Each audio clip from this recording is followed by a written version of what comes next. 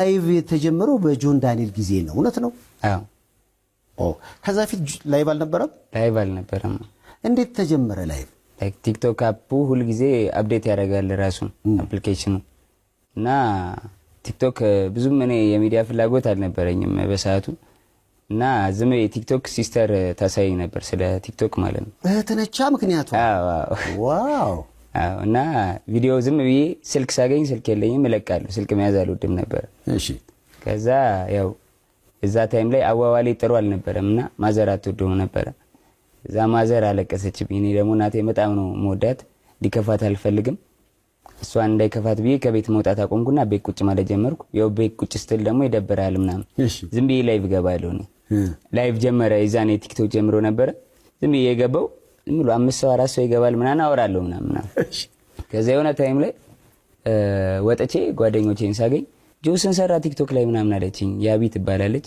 አመሰግናለሁ በዚህ አጋጣሚ ስላነቃሽኝ። አዎ ስንሰራ ምናምን አለች። እንዴ ብር አለው እንዴ ቲክቶክ ምናምን አልኳት። ከዛ ከፍተን ቼክ ስናደርገው 83 ይሁን 80 ምናምን ዶላር ነበር የዛኔ። ዋው! የዛኔ ዶላር 50 ነበረ። ሚሊዮን ዩሮ እንኳን እናሳ ገንዘብ እንደሚሰራ ራሱ በዛ አጋጣሚ ነው። እቺን ካወቅክ በኋላ ጆን ዳንኤል እንዴት ተቀየረ? እቺን ካወቅክ በኋላ ለማዘር ብዬ ቀን የተወሰነ ሰዓት ነበር ማልወጣው። ቀንም ለሊትም ከቤት መውጣት አቆም። ላይቭ እስኪ ረጅም ሰዓት ላይቭ ውስጥ ምን ያህል ጊዜ ጆን ዳንኤል ቆየ ሊባል ይችላል? ሳልወጣ ከላይ 12 13 ሰዓት። ወገብ ደህና ነው? ደህና ነው።